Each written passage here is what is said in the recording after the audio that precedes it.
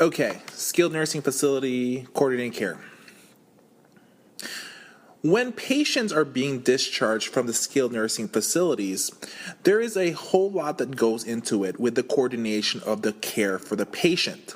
Now, there might be some times where a skilled nursing facility will ask you to start assisting them with the coordination of the patient's care. What you need to do is you need to make sure you educate them that you cannot start doing services for the patient until you get that doctor's order or that referral form that says that you are caring for the patients. Until that happens, that you get that referral, you cannot start servicing them, because this will be seen as you violating the anti-kickback laws. Remember, if we are providing some free services for the nursing facilities, and it seems like we are providing these free services for the reason that we want to get those referrals from them, this will make us violate the anti-kickback statute. For us to start servicing the patients, to starting the coordination of the patient's care post skilled nursing facility stay, you want to be able to make sure you get that referral note first and explain that to the discharge planners, because sometimes they may not be knowledgeable about this particular reason. Okay, so you want to be able to make sure that you do the legwork. Once you get that referral, you can now start the coordination of care. You can now start asking for the patient's data information, their history and physical. You can start talking to the therapy company or the therapists in the facility to find out what you can actually start in order to take care of the patient. What equipments are going to be ordered? What if the patient needs oxygen? Are there certain medications that may be required that may take more than 20 hours to obtain? And once you get that referral, you can start doing the legwork for the patient. Now, one thing you can do is when you're trying to get your name out there, when you're trying to talk to them and tell them about your company, you want to be able to tell the discharge planner, the administrator, how your team of staff clinicians, your administration team, your office team, you guys will be making sure that everything goes smoothly as possible. The last thing you want to do is cause any hiccups for the discharge planning of a particular patient.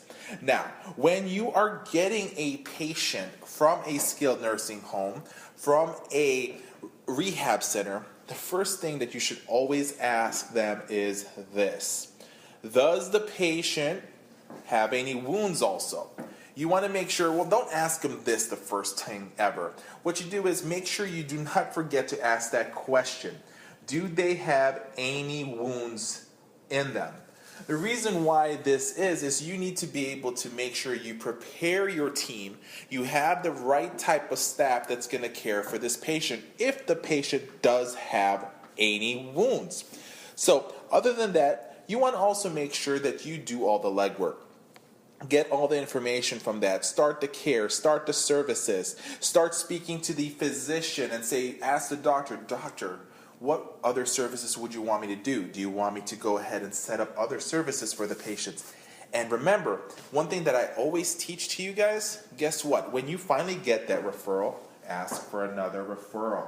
Whether you ask that discharge planner, well, do you have anybody else that you have in mind that we may need to be able to care for as well? And maybe start things off. Find out if we can speak to any physicians. And also, once you get that patient from that facility already, now you also know who their physicians are. So go after that physician, start talking to them, tell them about your services, tell them about why your agency was chosen by the patient, why your company is better than the other companies. And at the same time as by you telling them this, you may even ask for a referral from that particular physician. Maybe they are servicing other patients in their office that would possibly need a referral to your agency. Do you see how this goes? You have to keep on asking for referrals. Everybody should be trained that they're supposed to be asking for referrals. So that's what your job is to do. Also, in addition to that, your sole job is to take care of the home health aspect of things. What does your agency need to do for the patient? Don't do anything other than that. If the skilled nursing facility is asking you to fill out some forms that are not forms that are required by your agency, do not do that. Why? Because this can actually be seen as you providing valuable service for referrals. Only do what is necessary for the home health services of the patients. Remember, that is what your sole job is, and I will go again from the beginning. Do not start any care coordination for the patient unless you already got that referral. Unless you already got that referral.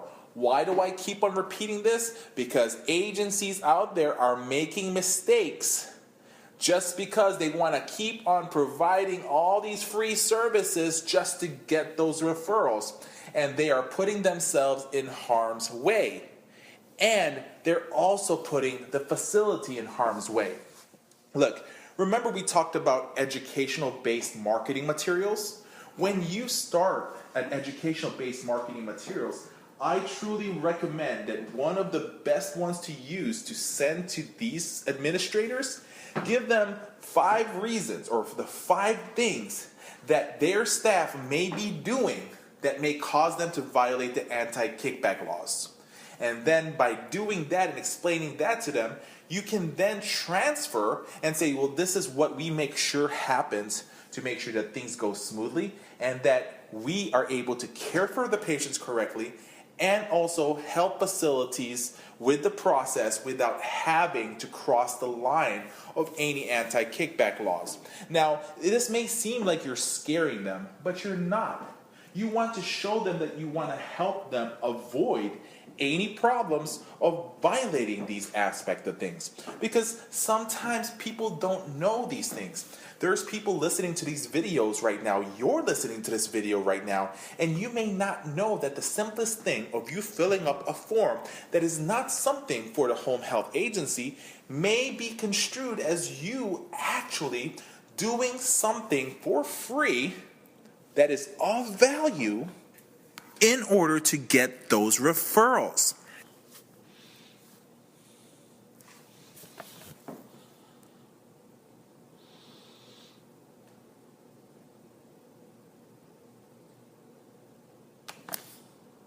Services that can be seen as free services to get referrals.